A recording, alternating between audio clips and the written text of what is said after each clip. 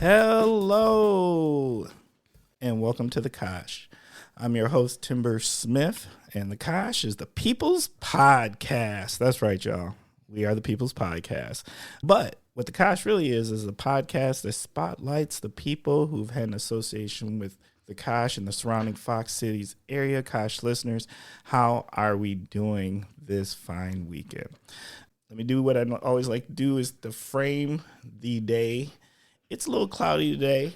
Looks a little dreary today, but yesterday was gorgeous. And we just came off of a week of what I would say is like that fantastic weather that's letting you know that fall is about to come in and swoop in and beat us down here shortly. But while in the meantime, you know, I do believe I've heard the term of Wisconsin having 7 summers.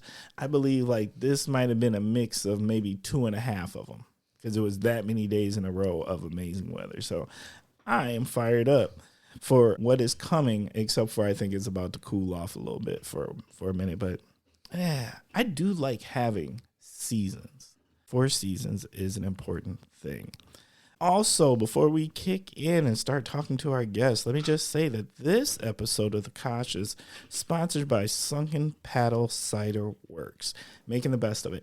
And in this episode, you know what I think we're going to do? I think we got to figure out how to have a cider break. We're going to have a cider break somewhere in this episode. You know, if you didn't know, if you are free and you're listening to this and a Saturday is coming up on you, every Saturday from noon to 5 over at Sunken Paddle, you can go over there and do a tasting of all of their amazing ciders. They have about 13 or 14 different ones, and every once in they swoop in a new one, and it's free.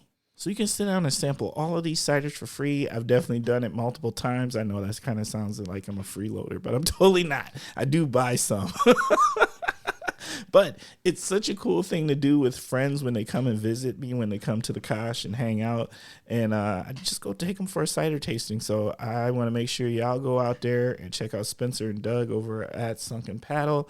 And I promise you, you will not be disappointed. And while you're there, make sure you try the Kosh. Because we do have a cider there, a habanero and blackberry cider that is going to blow your socks off. Okay. Now, time to jump in for real.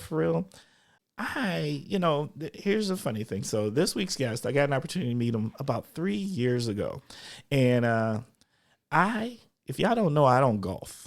Golfing is not my thing. I bought golf clubs one time, and when I bought those golf clubs that one time, I took them back within 3 days and bought me fishing poles because you know what? I figured out real quick that is not my life. Facts.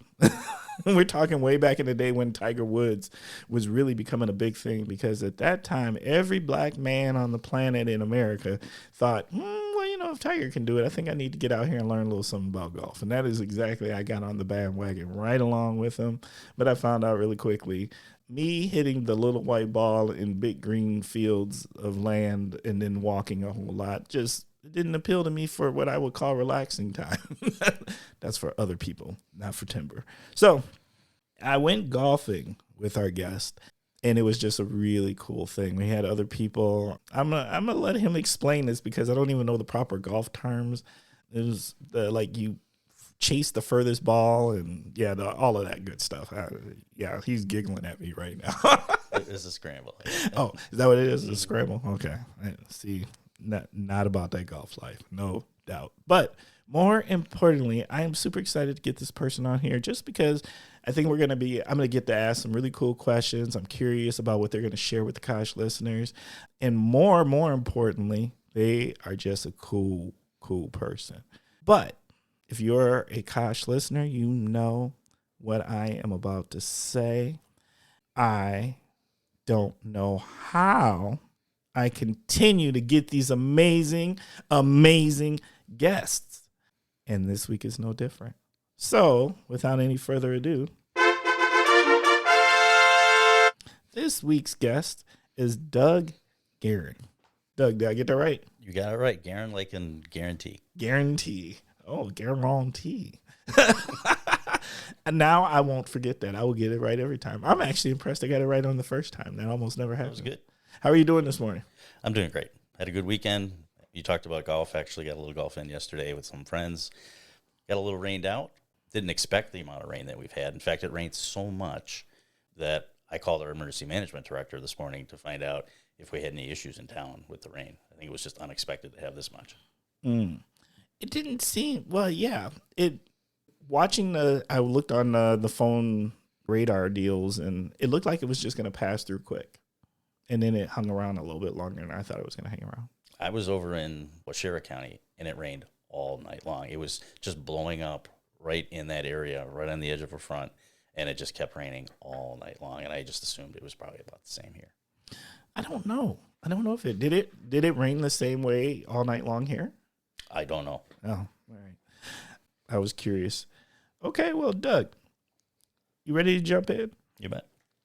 What is your connection to the Kosh and the surrounding Fox Cities area? Yeah, I'm a transplant. I moved here in 2004 to take my current role as director of the public health department for Winnebago County. Bruh. I was working in Milwaukee for the Milwaukee Health Department. I had worked there for about 11 years. Was working in environmental health, communicable disease, tuberculosis, refugee health, and just happened to see an ad in the paper of all places. Like, who sees a job in the paper these days anymore? Who has a paper nowadays? Even then, it was like, wow, this is in the paper. I'm really surprised by this. And my wife's from here. She grew up in Appleton. She went to Menasha High School. She had family here. And, after being in Milwaukee for 11 years in their public health department, I was looking for some, opportunities. I wasn't really looking, but when this came up, I was like, oh, well, maybe it's good to just interview for a job. And, then it all just happened. And we moved up here. I, figured out where I was going to work from, which at that time was in the basement of the nursing home, Parkview, which is where the public health office was. Bruh, for real? Yeah, for real. And, drew circles on the map and looked at school districts. So my kids were really young. My daughter was just a few months old. My son was about 2.5 years old.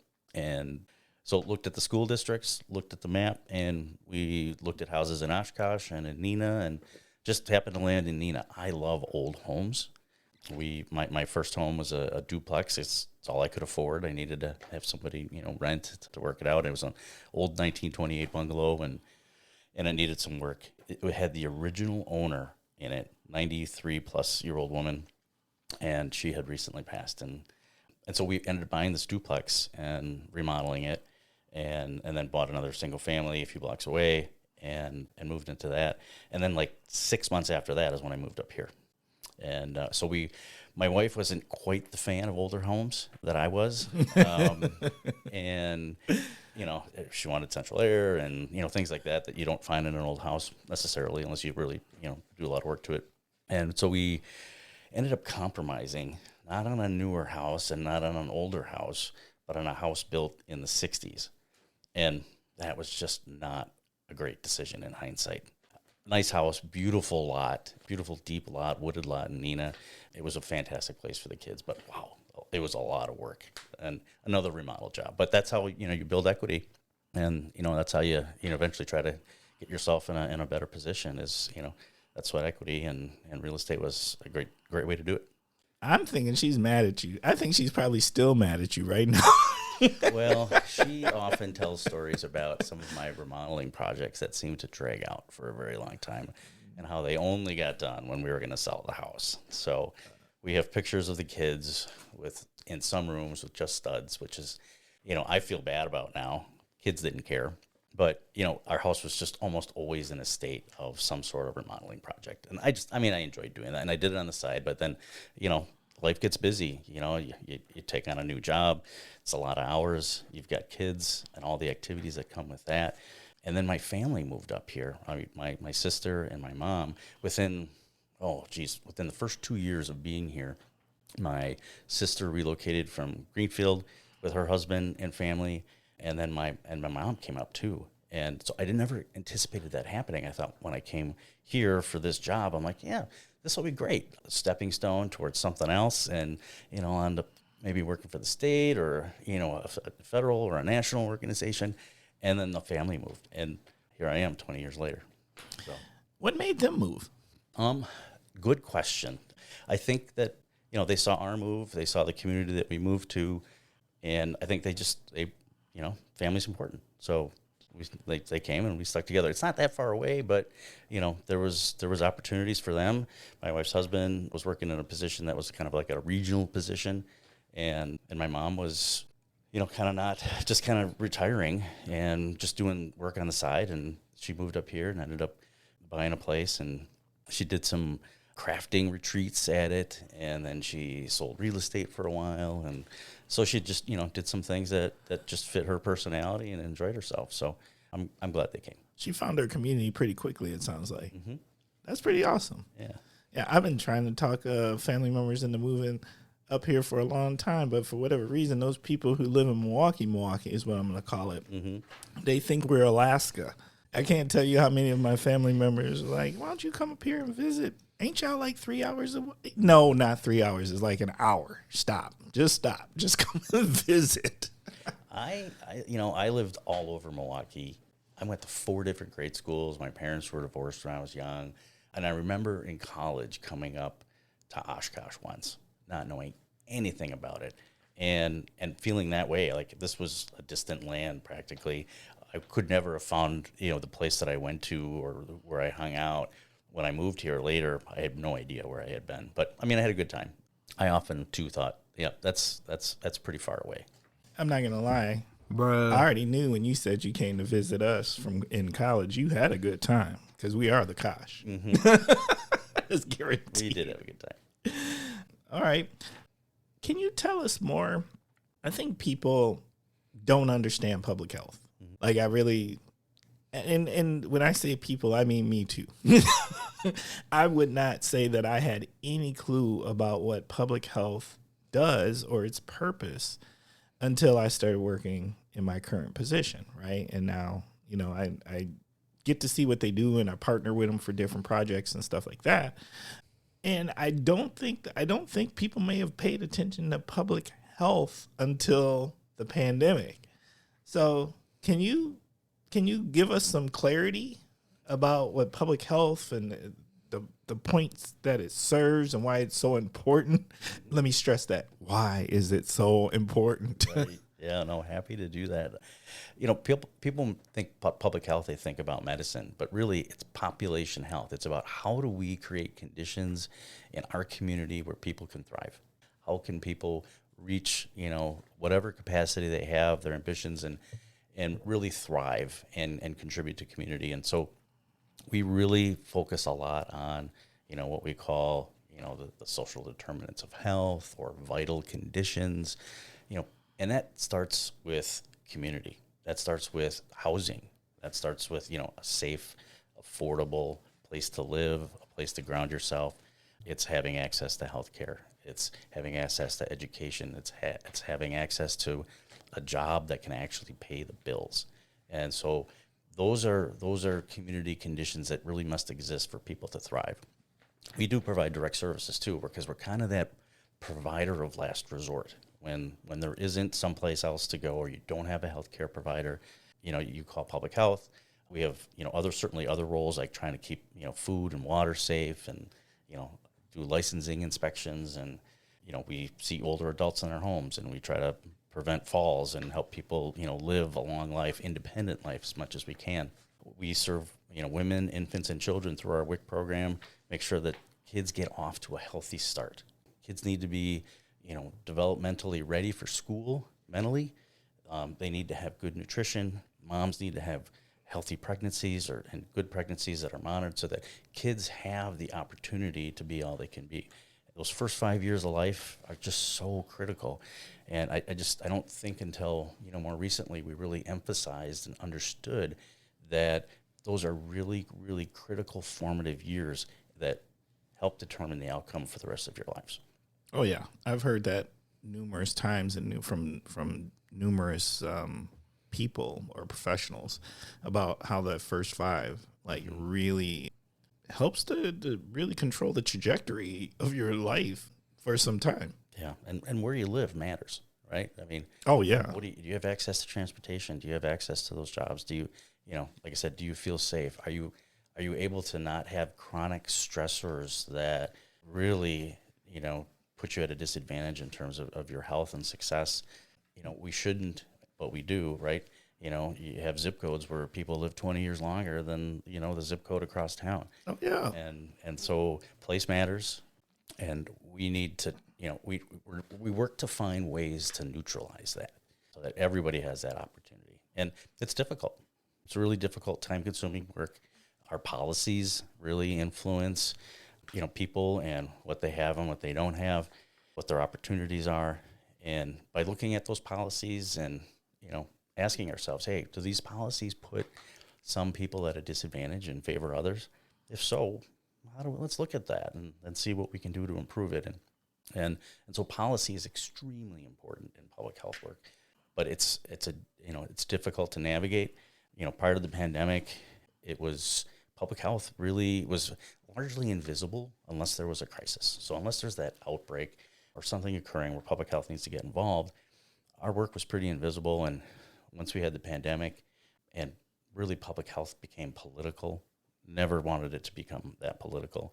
But now that it is, there's people that just they didn't think that, they didn't really know what public health did. And now that COVID is over, so to speak, they don't really know what public health does. They think we just did COVID and that was all we did. Right. They didn't notice that y'all actually existed prior to COVID and that there was going to be need after.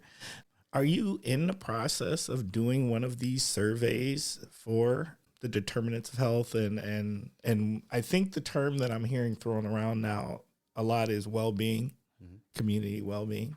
Well-being, vital conditions, definitely there. So, public health assesses the community. That's one of our core functions, is to really assess the community where it's at. We do a community health needs assessment at least every 5 years, if not more often. Yeah, that's what I was thinking, the community need assessment. And then we turn that into a community health improvement plan where we make recommendations. I'm like, hey, if we want to, these are the top priorities for our community. These are the areas of opportunity.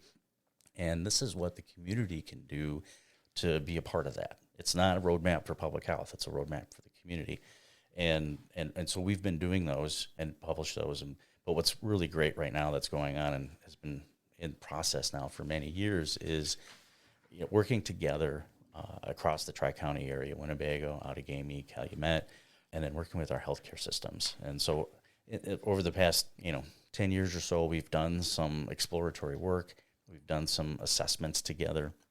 But now we've committed and have just launched a new process with all 4 healthcare systems, all 5 health departments across the Tri-County area to do this work together and to really publish that community health improvement plan as a joint document so that we can, unite, our voices, elevate that product and that need, send a good message to our funders and our elected officials about, hey, these are opportunities to prioritize so that we can make our community better. We can have more collective impact. And we need that because we need to work together on these problems. We have too much of a shotgun approach, too much, where we put a little money here and a little money there, and it's really tough to measure if we've made an impact.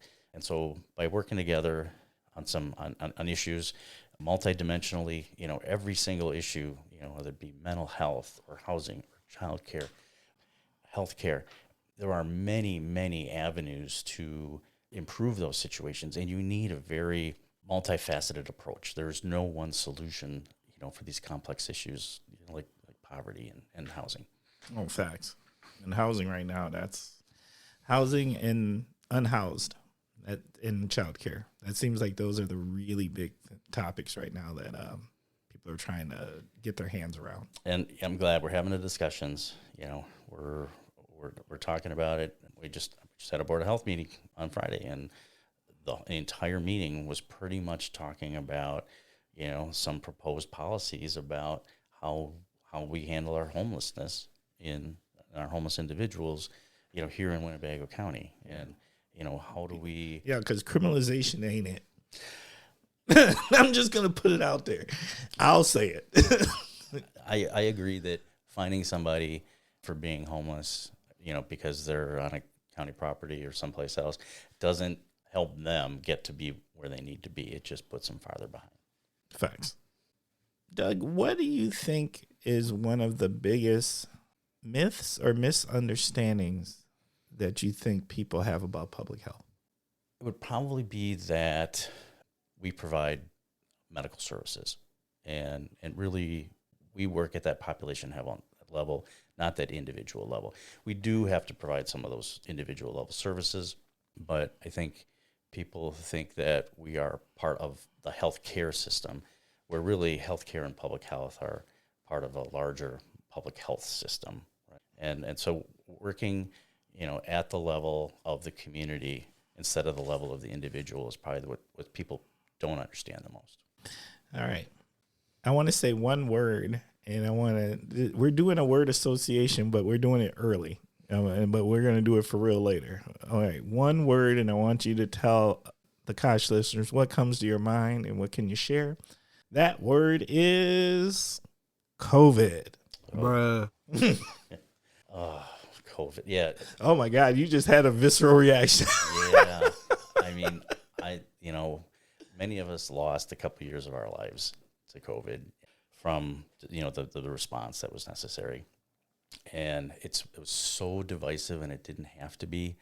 There was the origins of so much misinformation about health, about vaccines, about what our rights are for each other and what our obligations are to, our fellow Americans in terms of how we conduct ourselves when we're ill, whether we should test or not.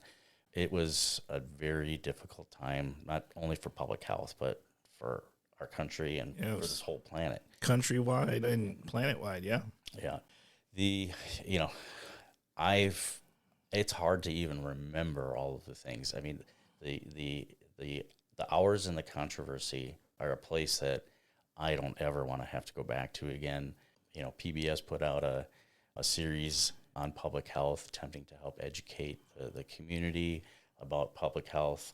And, the first two episodes, kind of lead into the COVID pandemic. And wow, it's just tough to watch. It's tough. It's a tough place to go back. And we learned a lot about our limitations. We learned a lot about how important community is, how important our policies are. And hopefully we'll do this better next time, because there'll be a next time. Yeah. I just hope that it's not politicized next time, because I really think that's the thing that made it super complicated. I agree. Okay. If you weren't doing what you do professionally right now, Doug, what would you like to be doing? Yeah, I like to do a lot of different things, and I like to keep busy. I think that's maybe part of what, works for me with public health, is that we deal with such a big array of issues. I've always, been interested in, running my own business. I'm not somebody that really wants to work for someone else so much. I prefer to be a decision maker. So I could see, running my own business, or, perhaps, or working my way up to own a business at another place, or doing something really with the outdoors, being for Department of Natural Resources, maybe a nonprofit. I guess I really thrive on contributing back to, our community, and how do we build community? How do we build up others? How do we, communities thrive and do better when they're lifted from the bottom, not pulled from the top. And so what are the things that we can do to, help that happen? Because, a healthier community, a happier community is a safer community, and it's also a community that generates more opportunity, generates more success. It feeds on itself. And so somewhere in there, working for a think tank, a nonprofit, a national level organization might be, something I'd pursue if I wasn't doing what I was doing right now.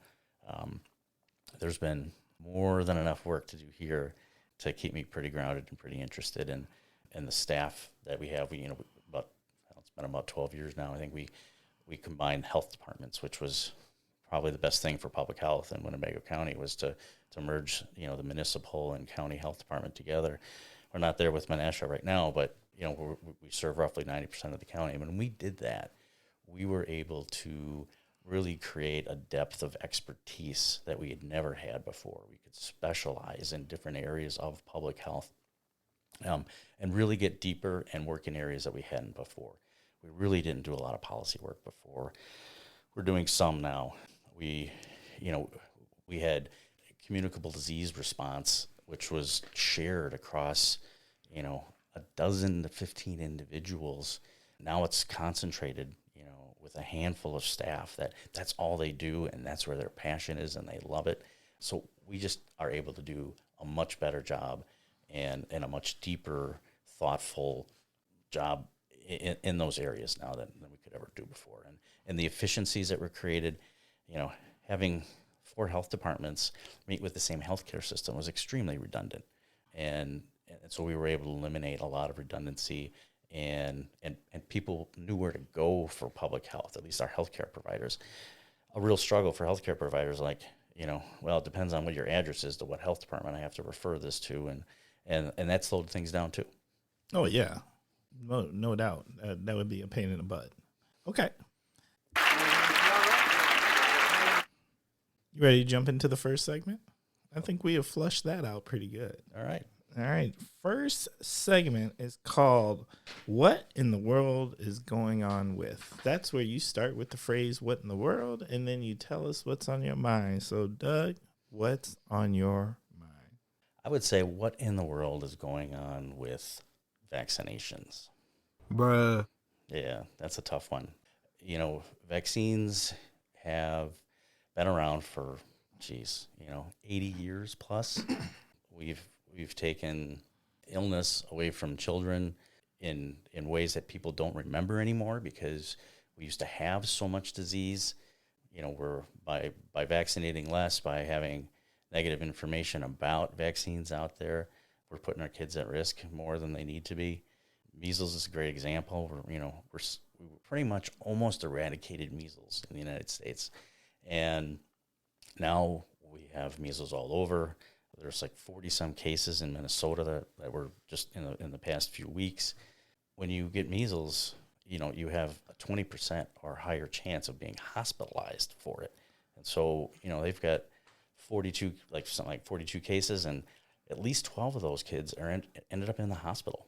And that's completely avoidable, because that vaccine is so effective that, most will not get measles unless they've been not vaccinated and exposed either to, a foreign-born person that perhaps brings it in, or they travel somewhere. And it's sad that we don't trust our medical professionals that vaccines provide more benefit than they do risk. And yes, there's going to be a risk, in any drug or any vaccine. There's always a risk. But the proof is there. It is. I mean, you can see, it's so clean as day with the numbers. Mm-hmm. If you don't ever hear about anybody having measles, that means that it was working. That's right. That makes no sense to me.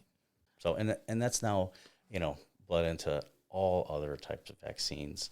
And, I get it. If you have some doubt about vaccine and you're not really sure, and doesn't seem like it's a threat, it's easier to make that decision that, everybody else is vaccinated. My kid doesn't need to be vaccinated. Where do you think all the mistrust came from, though? Because to me, it just seemed like for a long time, it was just a no-brainer. Mm-hmm. Just get your kid vaccinated. Everybody gets vaccinated. It wasn't even a thinking thing to me. It was just routine, right? And then all of a sudden, it really seems like there was this huge pushback. Mm-hmm. Where did all this mistrust come from? Yeah, a lot of information shared that really wasn't accurate, especially as it related to COVID vaccine. People not really understanding that the vaccines that were developed for COVID, which were fantastic and saved a lot of lives, even though we still lost a lot of lives, were things that people didn't think about much before. They didn't know what mRNA kind of sounds like, something suspicious or something they can't get their head around. And then when we do, we have systems to track vaccine effectiveness and vaccine side effects. I mean, the whole point of these systems is to really detect those very, very infrequent side effects. And so when you do trials with vaccines, you typically vaccinate, hundreds or thousands of people, get an assessment on it, do what you can to determine if there's any, cause for concern, what's that risk benefit. And then when you release that vaccine under that confidence, you have the chance to see what that vaccine does across millions of people. And because sometimes you just can't pick up some side effects, even if in 1,000 people, you might need 1 million to see one case of one side effect. But that just shows you, that the risk is extremely low if 2 people in 1 million, have a side effect. But, of those 1 million people, you've saved, hundreds of lives. I like that one. That's a good what in the world is going on with. It just perplexes me how we've gotten to this heavy place of mistrust when it comes to this, when it just seems like I go back to it and I really just feel like we were just in a place like it was just like, oh, just get your vaccination. Like it was just so standard. Yeah. And, rumors are easy to start. And, when you don't have the answers, you don't know them, it's easy to start to have some doubts. And I think when people have doubts and then they hear more information that may not be accurate, it substantiates some of those doubts. And now you have a negative perception about something that, shouldn't have ever happened to begin with. Facts. Okay. Well, my what in the world is going on with is what in the world is going on with having a drummer who could not keep rhythm for the Dragon Boat races. Ooh. Man, look, let me tell you something, Doug. So we just had the Dragon Boat races, right? And the Dragon Boat races, I've done a team now for 2 years. Get a team, my fraternity brothers, we come together, and we come from all over the state. We're not concentrated, so these are a group of gentlemen. We come from all over the state to do this Dragon Boat thing because we like it. It's a cool thing. No one sees, and I'm in a historically black African-American fraternity. Alpha Phi, Alpha Fraternity Incorporated, to be particular and specific. So us alpha men, we come together. We do this thing. Now, this last year we did it. The problem is because they come in from all over the state. They can't come the day before for the practice. But last year I had at least a couple of my fraternity brothers who live regionally be able to go to the practice, so then we could disperse information the day of to the other brothers and be like, hey, this is what's up. You got to, because there is science to this whole Dragon Boat thing. Like, it is not just jump in a boat and start paddling. Nah. And not only that, we are a group. We are a big group of guys in this boat. Now, if you don't know about how the Dragon Boat works, you can fit 20 people in there and a drummer. And the drummer basically sits at the head of the boat like a hood ornament. So it's got to be somebody of small stature for the most part, right? Which limited who we had to choose from, because most of my frat bros are typically small guys. We definitely were probably averaging around the 225 to 250 and up range for who was sitting in this boat. Right. So there was only one gentleman who met the criteria of small in stature. Right. Bruh. So he was going to be the drummer. We get in the boat. We're getting ready. Figure, okay. Now, drummer doesn't sound that important, except for the drummer is everything, because you have to row in unison. Right. And the goal is you got to kind of watch the arm of the person in front of you and get in the same stroke as them. So then you're not doing chaos. Chaos is when you are out of rhythm and hitting the paddle in front of you and then hitting the paddle behind you, and people are frustrated, so people quit paddling. There's just chaos, right? So the number one thing that can cause chaos is a drummer who can't stay on the beat. Bruh. And that is what happened to us. So, needless to say, we had an excellent time. We had great fellowship. We ate amazing food. Big shout out to the Dragon Ladies, to Nuka, and all those involved in throwing that amazing Dragon Boat Festival here in the Kosh. But what wasn't amazing was my Dragon Boat team. My Dragon Boat team was sad. Matter of fact, the last race that we did, now we're talking about grown gentlemen.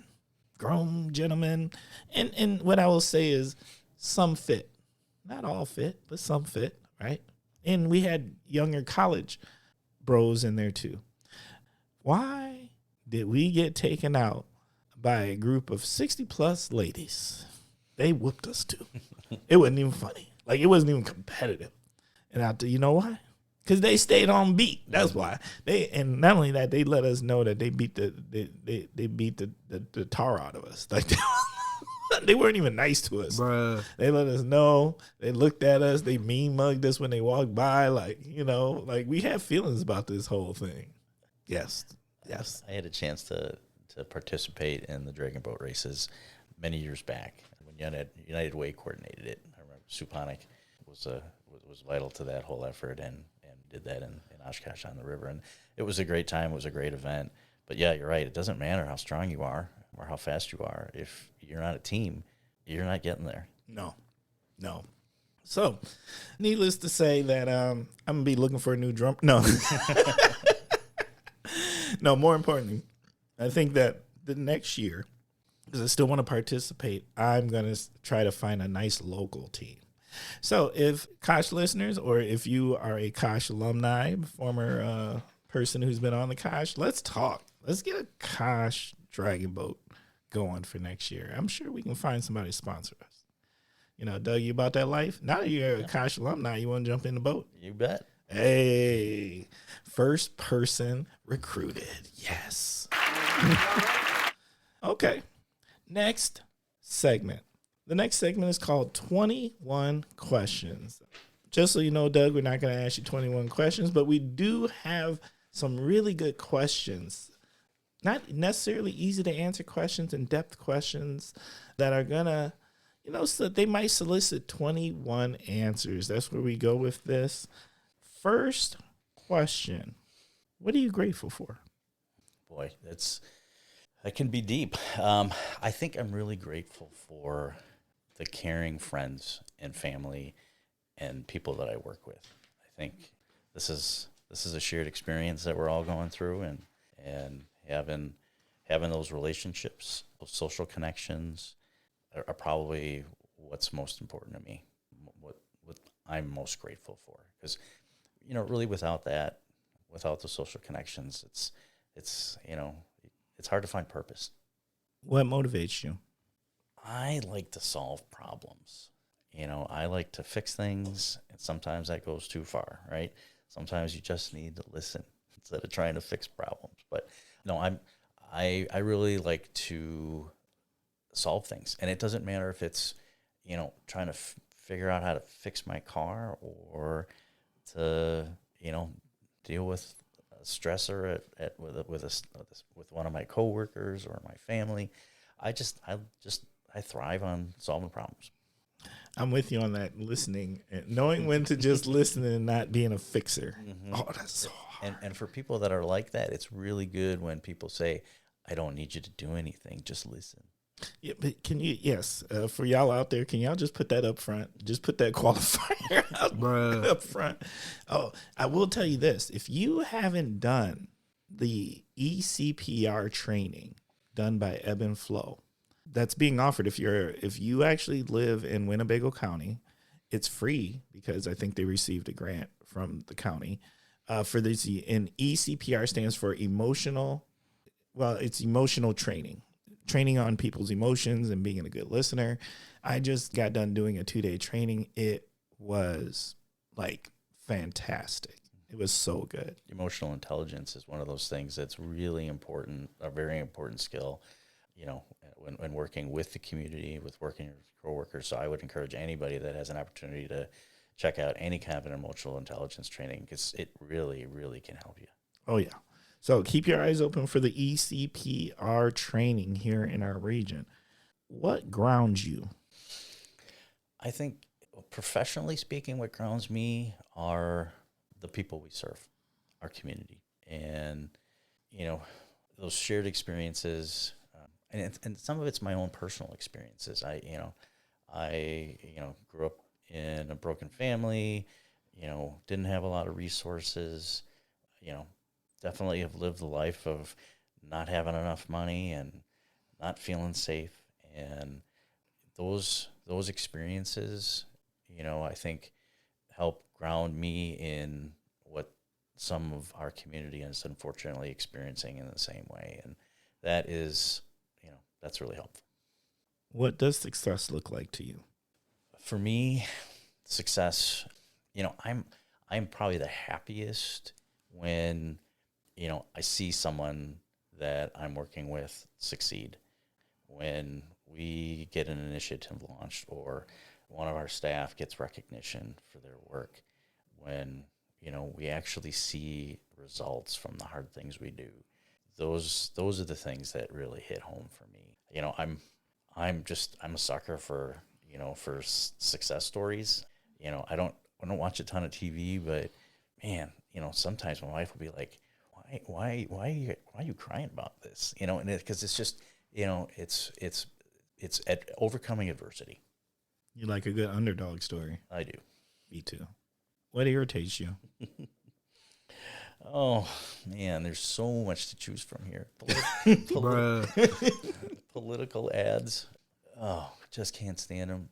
A dirty kitchen sink, or excuse me, a dirty bathroom sink, even more so. Scammers and spammers. I have, a government phone number, and I can't believe the number of texts that I get that I just have to say delete and report junk. And it's never been worse than it's been in the past couple months with all of the political ads and surveys and information that's coming out. The elder abuse. I have some, personal experience seeing that occur in my family, and, scammers, people trying to take money, trying to confuse people for their own personal gain. Those are things that get under my skin. What scares you? Public speaking, small talk. I'm an introvert. Going into a room where I don't know anybody is anxiety provoking for me, and so getting up in front of a group and talking, which is kind of a necessary part of what I do. It doesn't matter how many times I've done it. Doing the next media interview or maybe another podcast interview in the future. We'll see. It kind of, gets me worked up. I think I'm with a lot of people on this one that, that public speaking, it just is not something that, people like to do, and it scares them. I think professionally, what scares me is maybe not being prepared or ready for the next crisis. I want to be sure that we've done everything we can to be where, we need to be. And then I guess people in power that don't seem to be using that power for the people, that people in power that are doing things that seem to favor one group over another or favor themselves. And yeah, I get a pretty short fuse for some of that. Facts. What recharges your soul? Being an introvert, some alone time, a walk in the woods, going mushroom picking, going hiking, doing some Wisconsin traditional things, going to deer camp or hunting the woods, a little bit of fishing.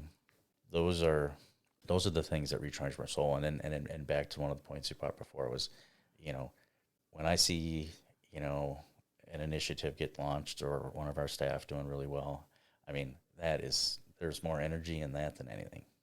How do you define love? You've got some pretty good questions here, Timber. Love for me is being there, right? Just being there through the good, the bad, the everyday, dependability, right? Just being dependable and knowing that you're there for somebody or they're there for you. What your love is like when what you're willing to do to give your time and talents and resources for that you need nothing in return for. Fighting for what you believe in is love. Defending, supporting, protecting ideals, people and places is love. And so, lots of forms. There's individual love and there's community love and there's people love. And that's I'm just being there. What is the most memorable life lesson you've learned from a parent, guardian, or mentor? I think so. In my childhood, which formative years, I mentioned before that my parents were divorced, went through some custody battles, and ended up living with my dad and my stepmom. And as a part of that, and I was about 8 years old, 7, 8. I think my sister was 7, I was 8 when we went with my dad, and parents were both working, and we had recently moved, didn't know anybody again, fourth grade school I'd been to, and we got hooked up with a family in the neighborhood, the Johannics, and they taught me about family like I had never experienced before. And they really opened my eyes and showed me what, being a family was like. I mean, the good and the bad, right? I mean, 6 kids in a house, relatives really engaged, always somebody visiting, and the experiences that I got to be a part of and that they helped make me be a part of. And by that time, I said my sister and I had gone to live with my dad, and after about a year, my sister went back to live with my mom. It just, the situation wasn't great, and so it was, for her, it was just going to be better to be back with mom, and so I stayed, and so I became an only child at that point, and having that family there showed me what it really meant to to love, to work together, to support one another, and so I cherish that, and I don't know anyone from high school anymore. I never really hung out with people after high school. The friends that I have now are, friends that that I had either in college or that I had from work. My friend Lee from the Johannics was a couple years older than me, and there was another son that was a year younger than me, and I got along really well with one and not as much with the other. And I maintained that relationship, and he started working for the airlines. And so when I was still in Milwaukee and in college, since he was ahead of me, I drove out to Virginia to go see him, and we had some adventures out there. And about 5 years ago, Facebook is pretty good for, kind of finding people or reconnecting. And so after really not seeing him for a couple of decades, we got together, and the last couple of years we've done some group canoe trips and just, reconnected again. And it was an opportunity for me when I reconnected was to share some of that, share what it meant to me at that age to have him and his family really show me the way. You got to give them their flowers. That's huge. All right. Now, let me set the stage. This is your big event, the one that you don't like to be in front of. So let's call it your big keynote, right? The one that's not necessarily professional is just authentically you. What would your walkout song be? Well, I love 70s rock and pop. I am not a person to pick favorites on anything hardly. I like to lump a bunch of things together that I like rather than have an absolute favorite on anything. But, from my own life experiences, I guess I'd have to pick a song, like Staying Alive or, maybe something from the 80s, or Survivor or something like that. It's just, I really would like to find a good song about, and they probably are, I just don't know my music that well, about community, about community success. And that's, I really want to be engaged in that way, and, always pushing forward, always looking for better days, is probably what fits me the best. I can picture this John, Staying Alive, some John Travolta going and breaking that out. That would actually be quality walkout song. I'm feeling that. Okay.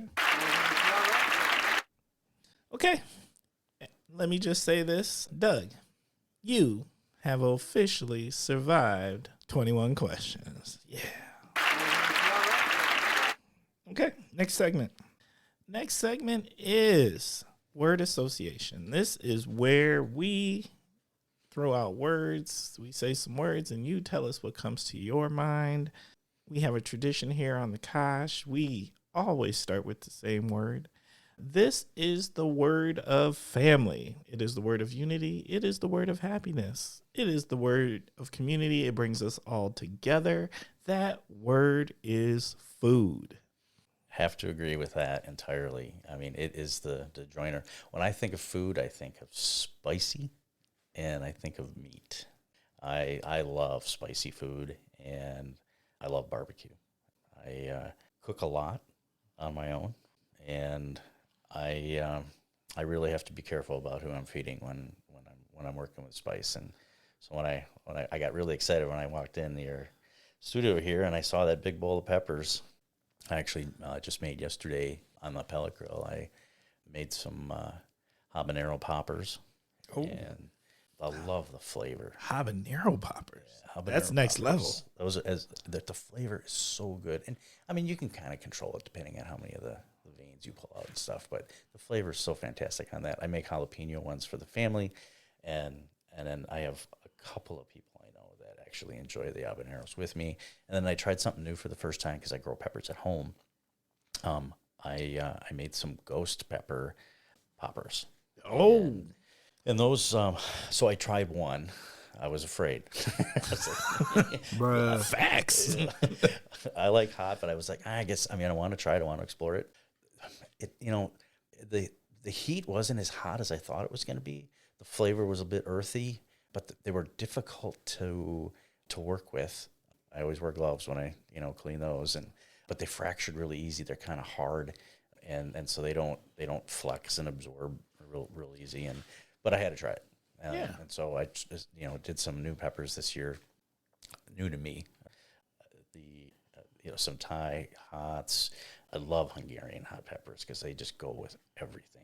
Slide those alongside in a sandwich or a sausage. So yeah, spicy and meat. That's food for me. All right. Wait, let me just go ahead. I live that life myself, if you don't know, Doug. And you know what I'm going to do? Now that I know that you are a pepperhead, maybe in disguise, I am going to send you home with some of Timber's famous hot sauce. Oh, excellent. Let me tell you, and it ain't no joke. Like it'll make you clutch your pearls. This stuff is real. I can't wait. It's, I'm always on this quest to find the hot sauce that I like, and I'm always trying new ones and end up with so many different hot sauces at home that I never even touch, because once I've tried them, it's like, nope, it's not going to make the cut. I'm going to tell you right now, I promise you, you will eat the entire jar. You must return the jar. Let me just put that out there. And you will be pleasantly surprised. But this stuff, anyone who has this hot sauce is like blown away by it. They're like, whoa, didn't expect that. It's quality. And all of it grown either in our gardens or other people's gardens throughout the Kosh here. And made here in the Smith kitchen. I might need a lesson in that. I've got a lot of hot peppers coming in right now, and I'm at that point of what am I going to make? Am I going to dehydrate them and just make a shaker for myself, or am I going to make a sauce? If you want to bless me with some of those, I'll make sauce and definitely give you some jars. If they don't have homes, I'll give them a home. All right, we'll talk. Okay.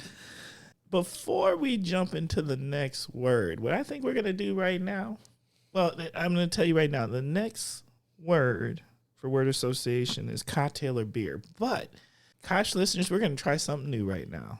We're going to take a moment and we're going to have a cider break. All right? And so, as you heard earlier, we talked about the fact that Sunken Paddle has a cider called the Kosh, and they have blessed me with some Koshes to share with our guests. So I'm actually, and I love doing real things on air in real time. Bruh. Facts. We're going to have Doug over here crack open the Kosh and pour us some sifters of it, and then let's get a real feedback here of what do you think. Now, the Kosh cider is made up of habanero and blackberry. What are you thinking? I'm thinking I can't wait to try it. Let's right. pop this open here. Yeah. All right, I want you to get the whole aroma. Now, this is something I actually created with the gentleman over there at Sunken Paddle. Big shout out to Spencer and a big shout out to Doug. Oh yeah. We'll trade the other glasses here. Yes, and when we say we do these things, we aren't playing. We like legitimately do these things, Kosh listeners. All right. I like the snifter glasses for this, so you can. You like that? Yes. Get an aroma going. Making the best of it. Go ahead and give that a smell. Very effervescent. It almost smells like a champagne or a highly carbonated wine. That's really nice. You ready? Yes, let's go. a little bit tart. You can get some of that habanero flavor in there. It's not spicy, hot. So that's, but the reason I like habaneros, I mean, yes, they are hot and I do like that, but I love habaneros because of the flavor. Yes. And that was what we were going for. Not only that, it just tickles across the chest. It does and that's, And it's not tongue hot. No, I had to try it a second time because as I tilted the glass back to my mouth and I started to pour it in and inhale, I could feel the vapors making contact with not my throat, but like my upper airway. Yes. And you can feel it like right, like, in the top of your chest. And I've never seen that before. Felt that before. Hey, we're on to something here. That's very interesting. Thank you for sharing. Hey, thank you for trying it. I'm usually not a person that likes sweets that much. And when you said cider, I'm like, this is going to be sweet. And it's not at all. No, they do dry ciders. Mm-hmm. That's their specialty. They actually don't make any sweet ciders whatsoever. Because you're right. The first thing people think of is they think of something like you're going to buy out of the store in one of these hard cider. But that's not what they do. So these are dry ciders, and they have a totally different flavor complexion to them.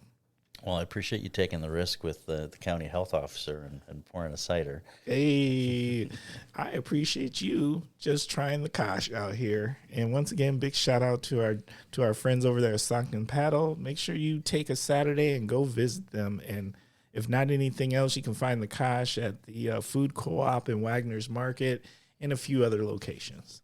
Okay, now we're back on task. All right. Back on task, and next word is cocktail or beer? Both. I'm definitely a Wisconsinite in terms of a love for beer. I'm a West Coast IPA drinker. I really like the crispy, hoppy beers, probably more than anything else. Maybe a Pilsner or something like that. And then, on the cocktail side, I'm partial to like a rye whiskey or a bourbon when I have something like that. If it's a mixed cocktail, like a whiskey Diet 7 or something along those lines is probably where I go. Something that is a little more refreshing. The straight, rye whiskeys can be a little intense, and that's, but for a summer day, something mixed with a little light soda is great. So I also love seltzer. I usually have a 12-pack or a case of just seltzer water. I'm talking, in my office, and those help get me through the day. Help me drink a little more water. I don't drink enough water, and so having the flavored waters really helps me. And I like them all. I'll pick up a case at Walmart or Costco and the liter bottles or the cans are all good. But seltzers just help me get the water I need. I do not do well with that whole water thing either. And I don't know how you get on pace to drink enough water. Like, the day seems to go away. But I went to something and I saw a person have the hugest jug of water. I feel like this thing was so big. It wasn't a gallon. It had to be like a gallon and a half. It's got to be the biggest water thing. And they drank this thing almost empty before noon. And I was like, how did you not go to the bathroom 52 times? Mm-hmm. I don't know. But it also made me think, I'm not getting enough water in my life. Most of us don't. Yeah. Shop local. Farmers market. Love the Oshkosh Farmers Market. I've been to a lot of farmers markets, and Oshkosh has got something really special. I love the atmosphere. It's not super big and open, and it's just got that. It's kind of cozy, right? I mean, outside, and you still feel cozy with all the tents and along the sides of the street, and then you've got all the businesses that are available right there too. So shopping local, yeah. I mean, first thing I think about is farmers market. It's definitely cozy. I mean, compared to I just went to Appleton's farmers market this weekend, and because College Ave is so wide, mm-hmm. that changes the whole feeling of it. But because Oshkosh's Main Street is a narrower, and that just makes it feel like, I don't know, just really close knit. Mm-hmm. if I need a quick one, well, I live in Neenah, so I mean, if I just need a little farmer's market fix, I can always run to the Neenah one if I don't have a lot of time. Because going to the Oshkosh ones means that I'm gonna be there an hour and a half, to get up and down and all around, and then I like to, like, if I'm gonna go on a Saturday morning, I like to try to plan, like, all right, I'm not gonna eat breakfast because I want to get something at the farmer's market. I didn't know Neenah had a farmer's market. Neenah has one. Does Menasha have one too? Menasha has one, I believe, in the evening, one of the days of the week. It's been quite a while since I've been to the Menasha one, but yes. Okay. What's your favorite thing to grab at the farmer's market? What's that go-to? Are you going there for food trucks or are you going there for veggies? I'm just asking. Yeah, I like to do both. One of the stands at the Oshkosh Market does Mexican food, and they make a green salsa that I just love. And so if I can order something with that green salsa, I'll do that. Otherwise, the vegetables that I don't grow at home, pick up some radishes or some salad turnips, or, I do the tomatoes and peppers, pretty much everything else, and some herbs. But, the herbs I don't keep up enough with the herbs. I don't plant enough of them over a period of time to kind of keep them good running all season. Like cilantro, it's always, get a whole ton of cilantro and then it bolts, and right, and that's it. And that's it. It all seeds and you're done. Mm-hmm. So picking up some of those fresh herbs, and then just seeing what else is there. I like to try new things, and there's some things at the market that you just don't see in the grocery store. Concert. It's been a long time since I've been to a concert. Although I just thought of this right now. My wife took me to a Jelly Roll concert. What? Bruh. And it was really pretty good. It was in Milwaukee. Well, when I think of concerts, I think back to like when I went to see Boston or Heart, back in like the 80s, when I was college age, could scrape together enough money to actually go to a concert. So yeah, I'm definitely more of a rock and roll fan. Country, maybe that's one of the biggest sources of disagreement between my wife and I. Bruh. Listen to country when you're alone in the car, and let's listen to something else at home if we can. I like I like who Jelly Roll publicly appears to present himself as. I would go to a Jelly Roll concert because I feel like my man is cool. Yeah, I think he's got a good message, and and he's good to listen to. So Streaming. for me, as I mentioned before, I don't see a lot of TV. YouTube, because I'm always like, how do I fix this, or how do I do this? And so I'll hit YouTube to, I'm a big like self-learning, self-help kind of person, but if I'm not doing that, there's so much content. It's so hard to decide what to watch, and I just listen to others, like what are they watching, and then read some reviews. And the last month or so, I've watched some, because I love the outdoors, we've watched some episodes of Alone, where a group of people are placed individually where they cannot interact in remote, harsh environments. The last one was, I think, I want to say Alberta, Canada, or way northwest Ontario, or somewhere in that area, where they were essentially, on an island. Most of those have some theme. The few episodes or few seasons I've seen typically involve dropping people off in the fall. With their small number of items that they're allowed, and then they proceed to build their own shelter and acquire their own food. And now that I've seen about 3 episodes, I liked it at first. Now I'm feeling like it's a bit of a starvation contest, and so I'm not. I mean, while it's still entertaining, I'm like, Otherwise, I'm usually way behind.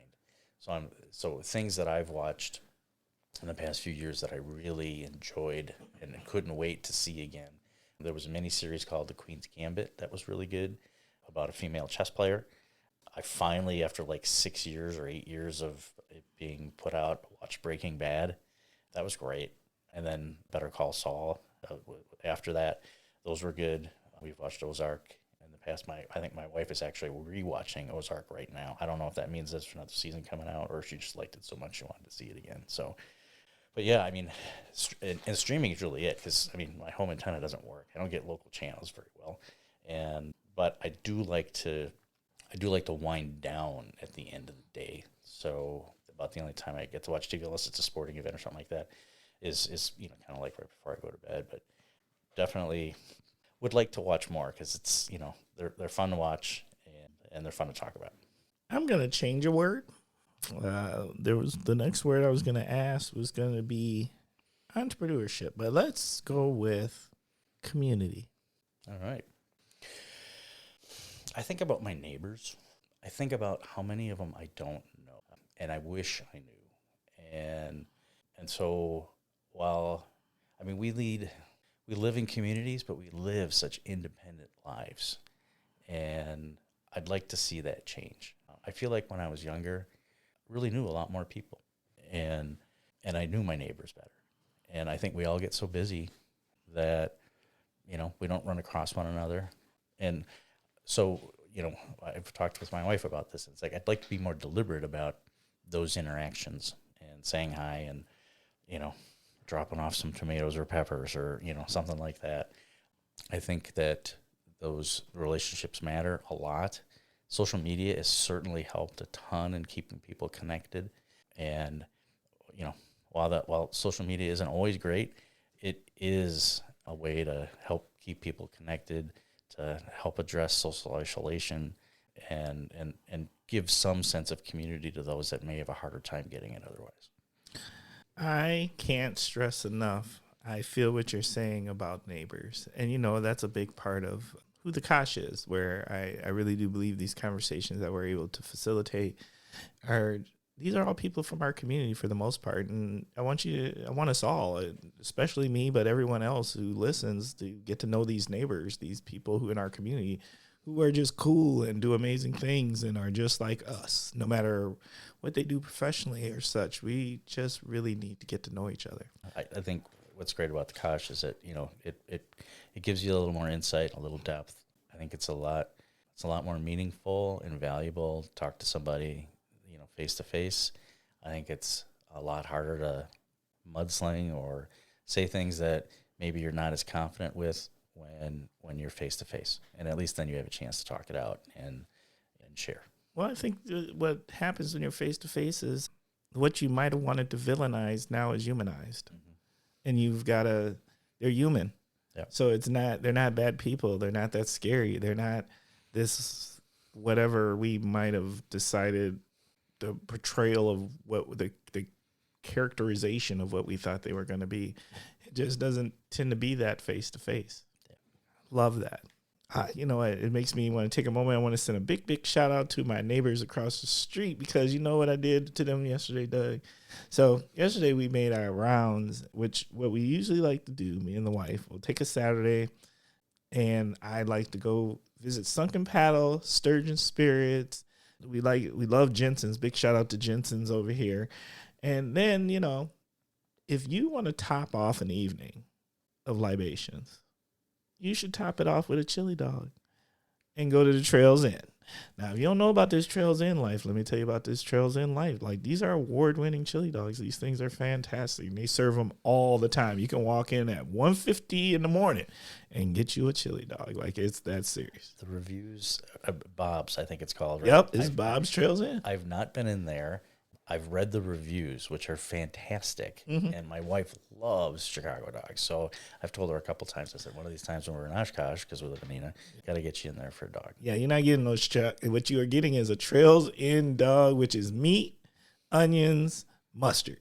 Okay. That's it. Now, the beautiful thing about going to Trails Inn and doing this, we rolled up on our neighbors. So out of nowhere, we were coming home, told the wife, hey, pull in the neighbor's driveway. We just bang on their back door like, hey, chili dogs. And we just grabbed them, snatched them up, and we went and did chili dogs. So big shout out to Mike and Gwen, our neighbors across the street, who are about that chili dog life when your neighbors just feel like we're just going to bother you and drag you out for a nice tap beer and some of Bob's Trails End chili dogs. That's neighbor. Got to try that. Yep. Yes. Okay. Last word. Diversity.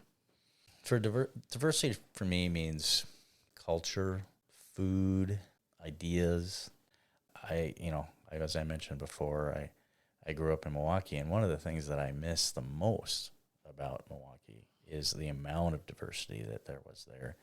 And I was kind of shocked, and so this is 20 plus years ago, or, a little over 20 years ago that I moved to Neenah and started working in Oshkosh. And I was a little surprised that the community was much less diverse than I expected it to be. Is that even surprised you? Huh? I mean, I was like, wow. And I think, I love diversity because of the promotion of ideas, the exchanges of traditions and thoughts and recipes and restaurants. And I think, diversity makes us better because, we get a chance to think and talk about, what's on our minds and what we do and how we do it and who's doing well and who's doing not so well and what we can do about it. So I embrace diversity. All right. Doug, you have just completed word association. All right. Next segment is called Kosh Hidden Gems. This is your opportunity to share a hidden gem with the Kosh listeners.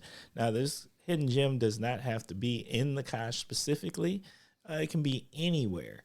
And the way I like to think of hidden gems is that there's usually two ways people like to go. It's either something they don't think people know about, or maybe it's something everybody knows about, but there's these particular details about it that they don't know about. So what's your hidden gem? I got a couple. I work at downtown Oshkosh, so I get a chance to hang out down there. I would say I really like the Wagner Market. Just an amazing assortment of items for a quick stop. I'll sometimes walk over there to grab something for lunch. They've always got something a little bit different there. And then the other, I guess, hidden gem for me, and I almost don't want to share it because if I'm looking for a place to go, at lunchtime or right after work where I just kind of want to wind down, be me, and not really feel like I have to, I can go someplace, but then not probably see anybody that I'm going to know. And part of that is because I live in Neenah, not Oshkosh, is the Varsity Club. Oh, Bruh. I mean, good, quick food. I've played pool there a couple of times, but, not at lunch. And yeah, it's just, it's usually pretty chill and it's not overly crowded and the staff are great. And so, yeah, that's a place I like to stop when I need to get away for a little bit. I agree with you on the Varsity Club. That is a gem. And what I would call the best affordable bar food in Oshkosh. Mm-hmm. Like what you're going to pay for bar food is fantastic at Varsity, and it's good. Mm-hmm. Like it's legit good. Yeah, so they do a decent job there. They really do. Yeah. So, all right. Big shout out to Varsity. Okay. Well, Doug, you're going to get an opportunity to participate again in another break. So right now it is time for what we call here on the Kosh our brittle break.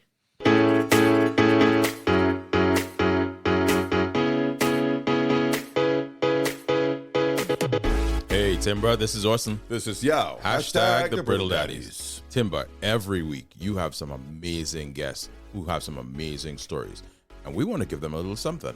Yeah, let's give them the pistachio brittle. It's a state fair winner. Oh, the pistachio. Leave this for guests who have some really exciting stories. I think they'll enjoy it. Yeah, and if your guests want to find out more about Shari's Ghana style brittle, they should go to sharaysgsb.com. Sounds good. All right, we're out. Deuces.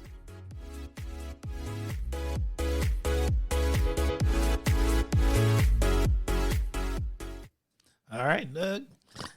You are part of the brittle break. So Doug does have some pistachio brittle in his hand. He is literally cracking it open right now. I'm going to ask you to share one of those with me. You bet. And then let's hear what you've got. What do you think?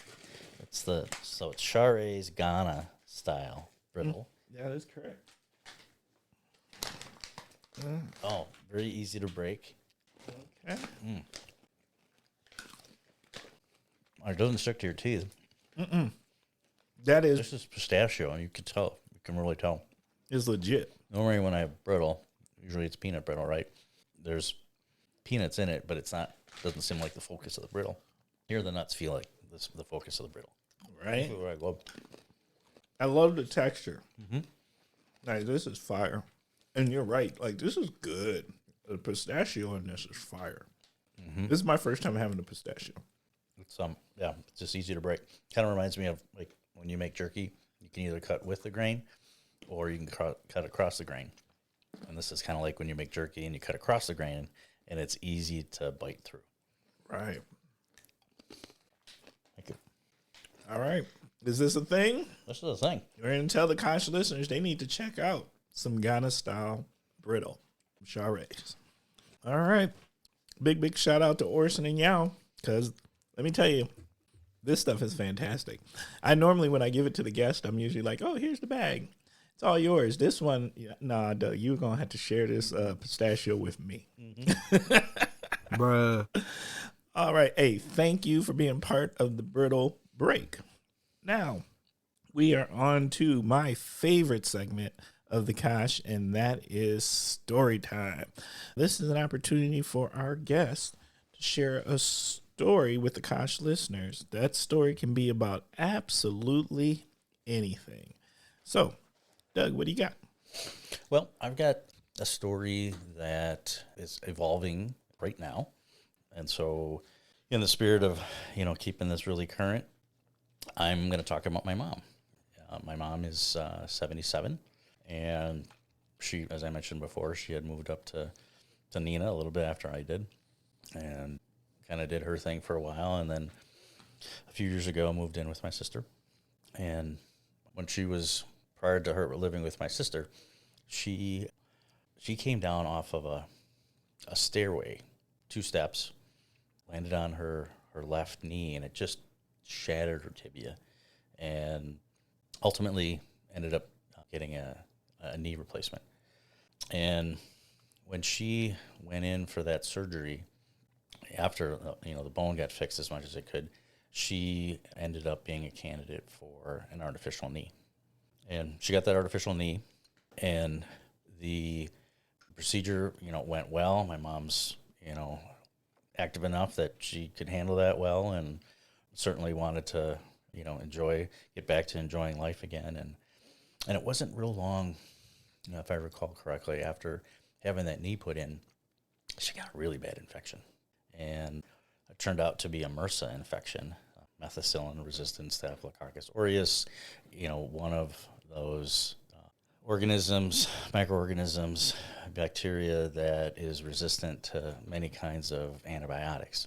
And so, MRSA is just one example of a number of drug-resistant organisms that are creating havoc in our hospitals primarily. A lot of these are organisms that unfortunately exist in and get transferred around in healthcare environments. And then some of these are organisms that you find, just kind of everywhere. So people can be carrying MRSA in their skin, but it doesn't really cause any problem until, it gets inside the body. And so the point of the story is just really highlighting what, antibiotic resistance is and what kind of an impact it has on people that you may not normally think about. So she went through this infection.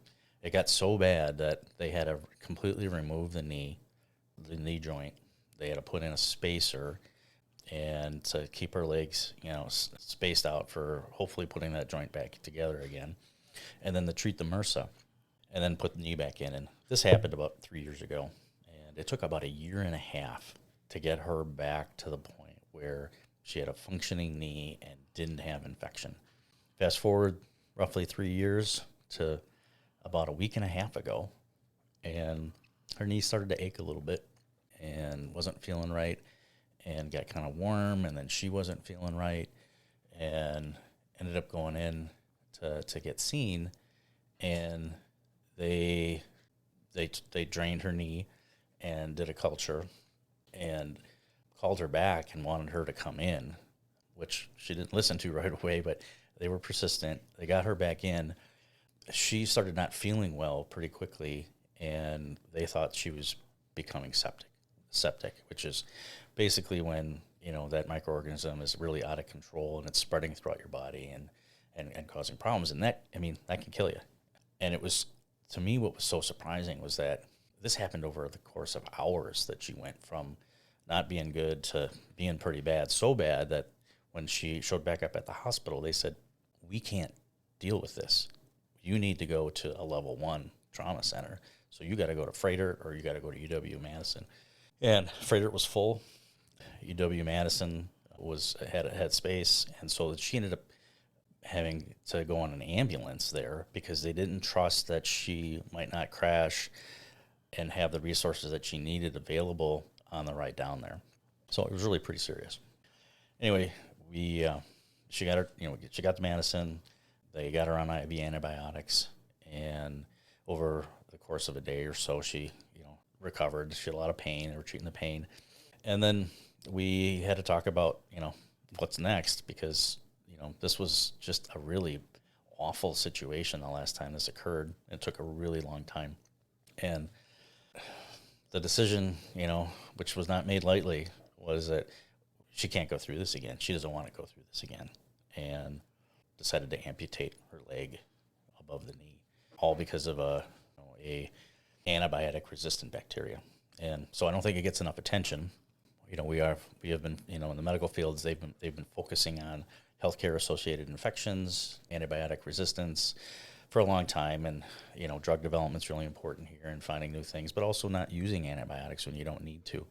And that's really the biggest source of antibiotic resistance, and not completing your course of antibiotic therapy, that sort of thing. So a couple days ago, my mom had her leg amputated, and she's still in the hospital, and she'll be there till next week, and then she'll be coming back up here, hopefully.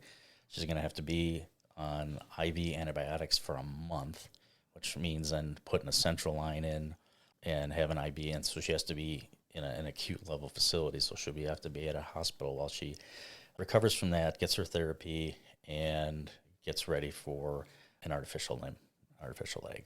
And so that's obviously, it's on my mind. So when you asked me about something that was going on, it's, obviously occupying a lot of time and thought right now. And just, I wanted to use this as a platform to increase awareness about antibiotic resistance and how careful we need to be, and, limiting hospital stays when you can.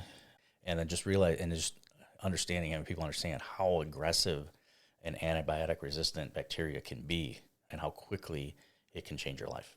Bruh. That's all I got. I just want to take a moment real quick and send your mom the absolute best blessings that we can send her here at the Kosh. Yeah, thanks. I know that was a little heavy and a little bit of a downer. No. Yeah. I think it's real, and I think it's a real topic. Like, you hear that term, like antibiotic resistance, and you hear that where they're like, look, just don't be taking antibiotics for everything. But I don't think we don't hear a lot of stories of what the consequences are when something happens. And I shouldn't call it a consequence, because that sounds like there was something done wrong. It was what can possibly happen if it just goes awry. Yeah, thank you for that. All right. Well, now, Doug, it is time.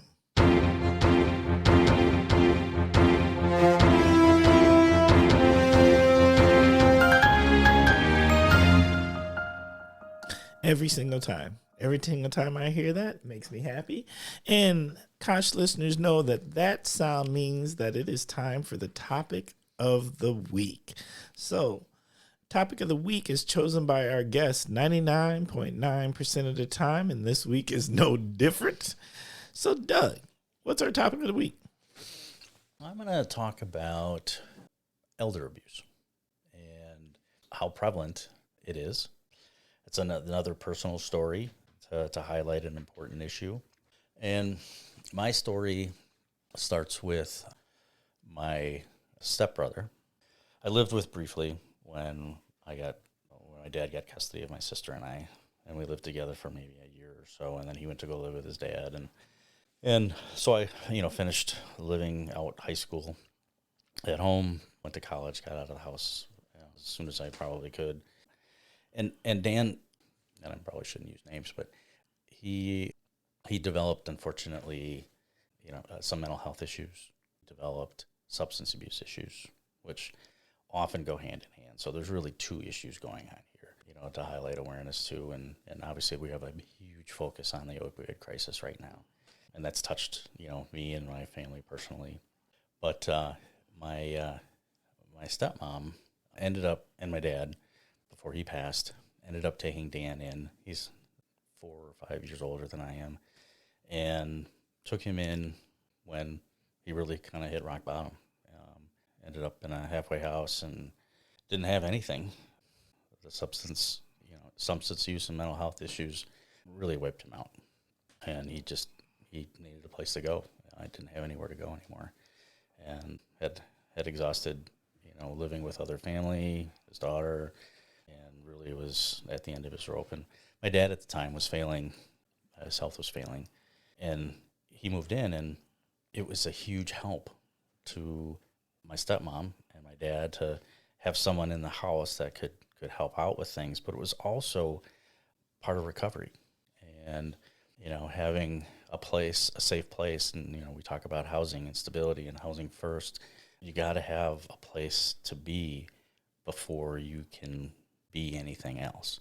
And so over the course of, 5 years or so, 6 years or so, Dan worked to rebuild his life and really, started to come back around. And my dad ended up passing, and unbeknownst to me at the time, there were support issues that were going on, and those support issues and inability to keep a job, and maybe not having somebody, that was there that was really trying to, keep him on a straight and narrow, really led towards a situation where he started taking advantage of his mom, my stepmom. And over the course of, a good 5 years or so, unbeknownst to us, really gradually began to consume all her assets. And I found out about it about the time that the assets were about gone. And she didn't, she felt responsible. This was her son, and felt guilty perhaps a little bit there. Never really spoke up about any of the issues that were happening.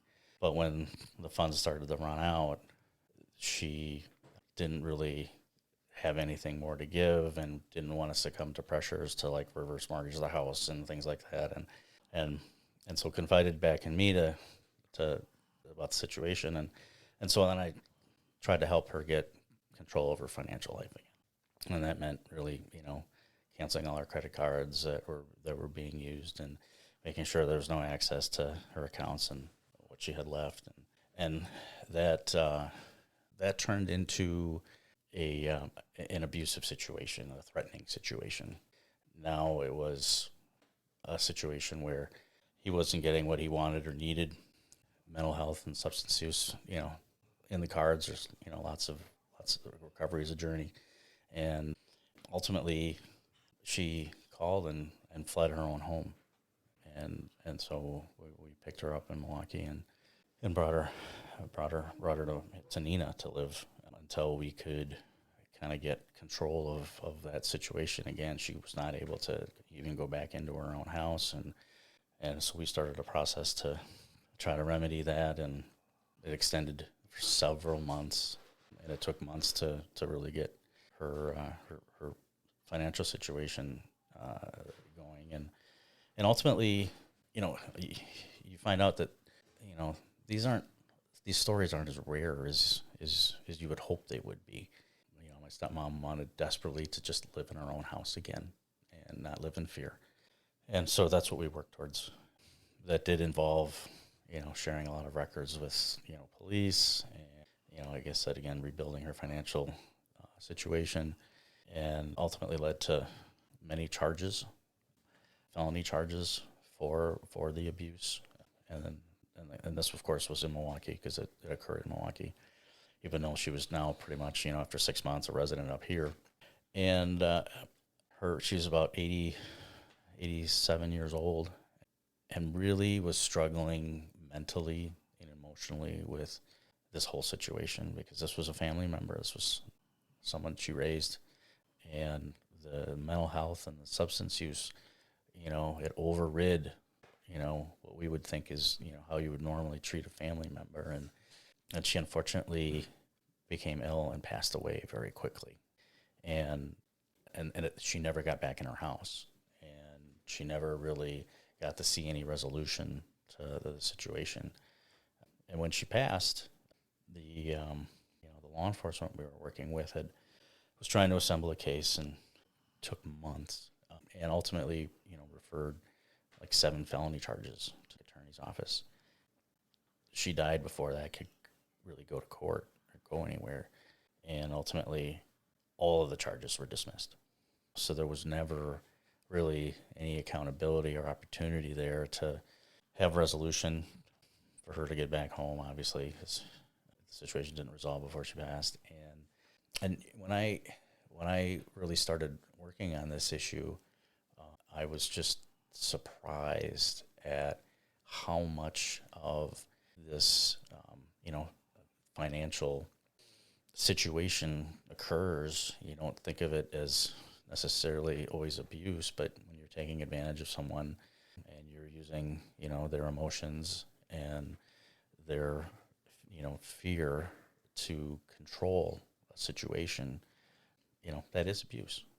And so another deep, serious topic here, but increasing awareness about elder abuse, providing this, had this situation been revealed sooner, there would have been a lot more opportunity to help both of them, I think. And it was I think it was pride, embarrassment, responsibility on the part of the mom that really kept this in the dark for a really long time, and too long. And so supporting individuals that are isolated, having relationships with your neighbors that are isolated, having more social interactions and opportunities for individuals, especially seniors, is really important. And we probably need, better policies and laws related to how we handle these situations, so they're not just dismissed. And then what comes from that? I mean, that's a license to continue. So, Bruh.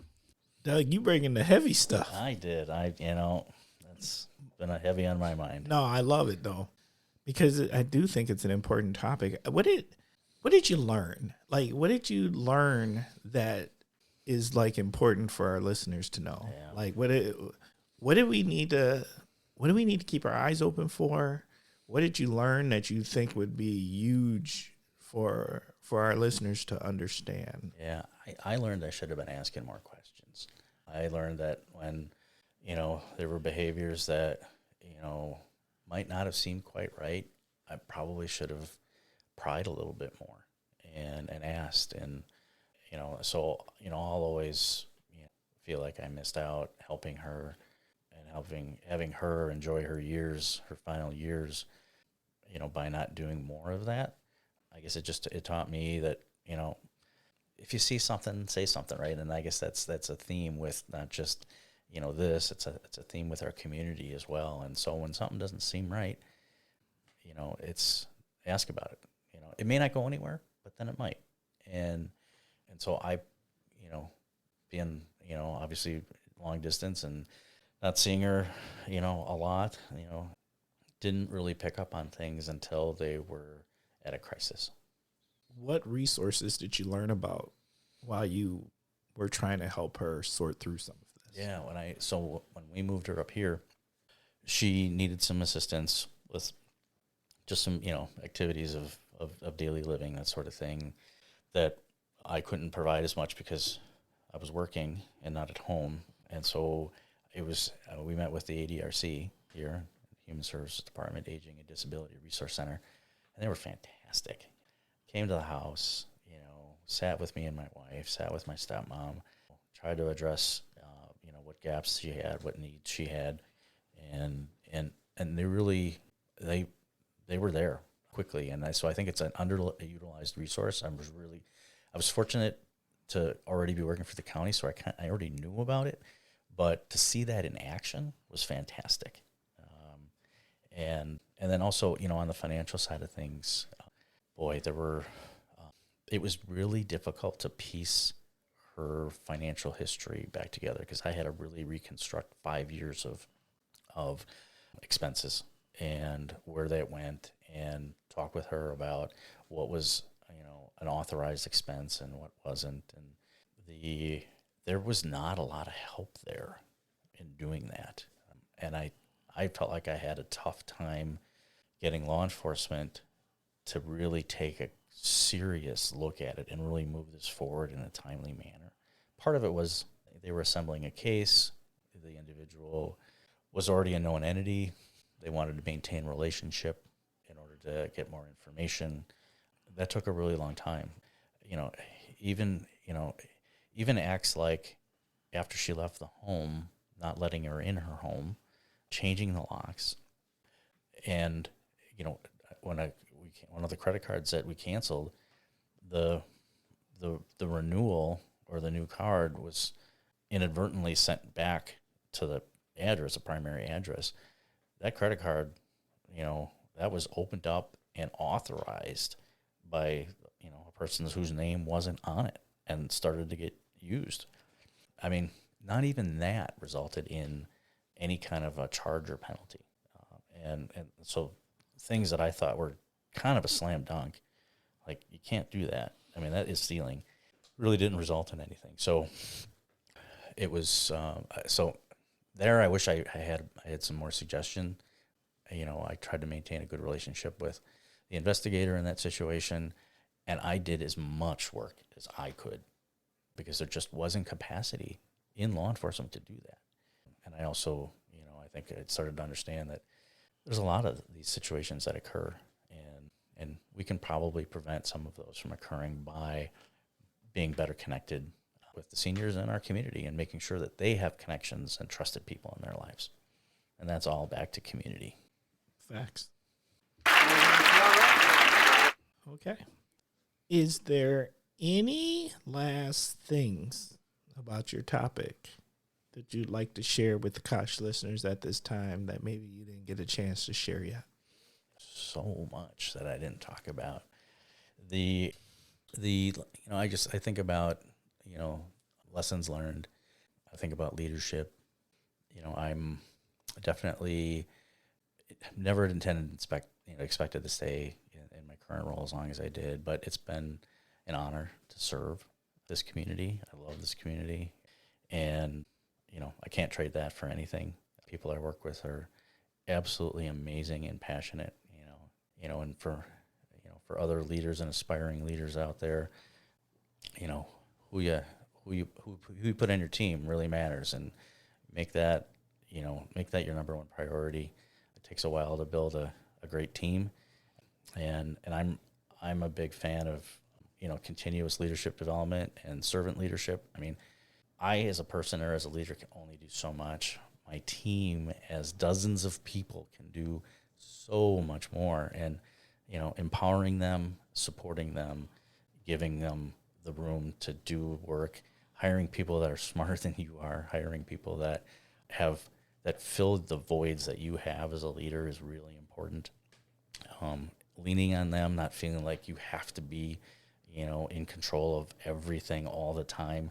That, when you, as a leader, set people out on a journey, don't tell them how to do it, just let them do it, and they're going to surprise you. And so it's been really a fantastic journey to be a part of this community, to be here, and I really look forward to more relationships moving forward, and being a better connector than I have been. I'm always learning, and and opportunities like this are great. Hey, Doug. Thank you. Yeah, thank you. Okay, Kosh listeners, we're going to start wrapping up this episode. Oh, you know what that means. I want to take a moment and just say thank you, thank you, thank you. Thank you for giving us your minds and ears. Thank you for spending time with us. Thank you for caring about this community. Taking the time to learn about another amazing neighbor, another amazing person in our community doing great things, making this a better place to live, a better place to be, just a better place. You know our goal. Our goal is we are trying to become the number one podcast, the people's podcast. But the number one podcast in all of Wisconsin can't do that without your help. What does that help look like? Well, do you want to be a guest? Let us know. Do you want to recommend a guest? Let us know. Do you want new questions? Let us know. Do you got new ideas for new segments? Let us know. No matter what it is, we are a flexible format. So just holler at us and let us know. You can reach us at askthekosh@gmail.com. Once again, that is askthekosh@gmail.com. Also, I need your help while you're listening to this podcast. Take a moment and actually subscribe.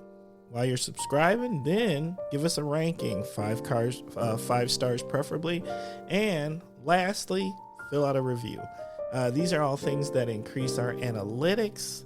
And the better our analytics are, the more people get to learn about what I think is an amazing podcast known as Appleton, or see, I almost went there, known as The Kosh. That's what happens when somebody's got too many podcasts. That's on me. Bruh. Okay, so it is time, Doug. You know what time it is? Oh, let me help you out with that. It is shout out time. So Doug, who you got for your shout outs? Oh, well, I've already mentioned them many times. I think, the workers at the county are amazing, really interested in serving the community, should be trusted resources. The staff that I work with are fantastic. My family has been so supportive in this journey. It's been throwing a pandemic and everything else that's going on in the community, and it's been quite a journey, and I need to really thank them for supporting me through all of it, because man, those were some tough times. The community for their support. I think we're seeing people get more civically engaged than we have in a number of years. I think that's fantastic. Being civically engaged is a measure of health of a community. I think the more civically engaged a community is, the better that community functions, and the more that people feel like they're a part of the community. And so, can't stress enough to pay attention to what's going on in your community. Politics do matter. Who you elect locally matters. Who you elect nationally matters. And just, let's have discussions, and let's think about issues from issues, not from political viewpoints. Vote for people that share your ideas, and not just because they're a member of a political party of one or the other.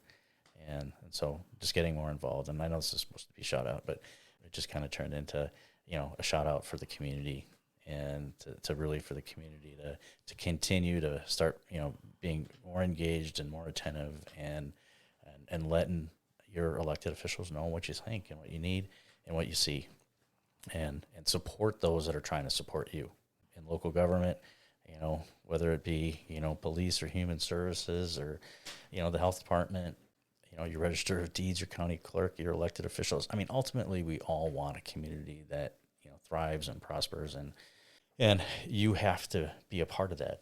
It doesn't work unless your voice is there, and that you're letting people know, what it is that we need. Otherwise, you have one person making decisions for lots of people without enough information. So reach out, share your stories, get on a committee, talk to your elected officials, and vote. I think that was a fantastic shout out. Thank you. You covered all the things. Okay. My shout outs for the week. I want to send a big shout out to the Building for Kids. You know, I'm on their board. They just always are doing amazing things. So I give them shout outs quite often. And this week they had some ribbon cuttings, and it was a round robin ribbon cutting I got to be part of. So they redesigned their entrance to be more safe for our young people and just to keep up with them. And some other new exhibits that they had inside of the Building for Kids. If you've never gone to our Building for Kids located in Appleton, you are missing out on one amazing resource. You should go check it out. Take the kiddos. I promise you won't go just once. Next, big shout out to Casa Hispana, who threw Latino Fest in Appleton. I am sad because it was the same day as the Dragon Boat races, and I usually go there, because the music is fire and the food is fire. So I am sad I didn't get to go, but definitely want to send them a shout out because I heard how amazing it was, and I will hopefully see this year. Shout out to the Dragon Ladies and the Dragon Boat Festival. Crazy, crazy good and fun. Once again, we are blessed to have that and be hosting this in the Kosh itself, a couple of blocks here from where we actually record. And if you haven't gone to it yet, next year I challenge you, get about that life. Get you a good drummer. Let me tell you that much. And then get you a team.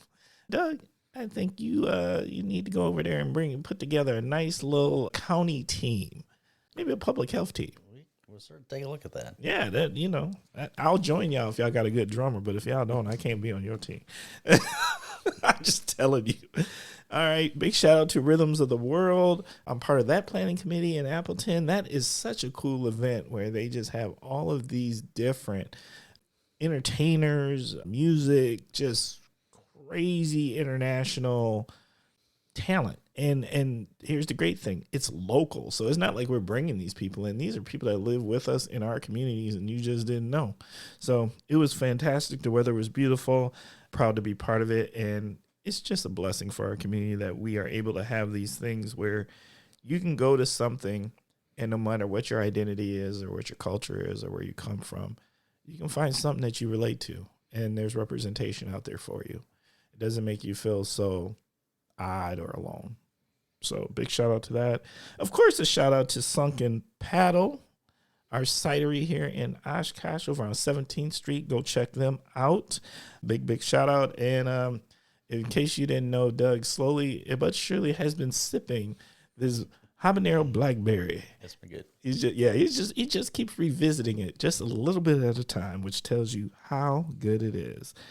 And a shout out to Pastor Ragland for the work that he's doing. That's all I'm going to say at this time. I'll share in another episode more about what that's about. And then, y'all already know, every episode we end with the shout out to my wife, who continues to let us do podcasting in the house. Thank you, baby. I love you very, very, very, very much. Okay. So, Doug, only one thing left to do here at the Kosh, and that is this. You have multiple choice. A, share some parting words of wisdom with the Kosh listeners. Mm-hmm. Option B, tell us, what would Doug today tell 13-year-old Doug? And option C, you can do both. Yeah, I think maybe I can roll those both together. So when, and I was thinking about that. It's on the drive here. I actually didn't even realize this was a question, but I was thinking on the way here about when I was a youth, and I was fortunate to be in the Boy Scouts. I was an Eagle Scout. It really helped foster my love for the outdoors, and what you learn when you're camping and canoeing and going places is that you always leave the place that you visit a little cleaner than the way you found it, and that's make it respect. That's respect for the environment. It's respect for the place. It's respect for the people that are coming after you, and I want to translate that into not just the environment but the people that you interact with. And so, how do you leave every person you encounter with something, with a part of you, with, something that builds that relationship and that leaves that relationship in a better place than it was before. I think I would definitely tell my 13-year-old self that relationships matter. They are what get you through life.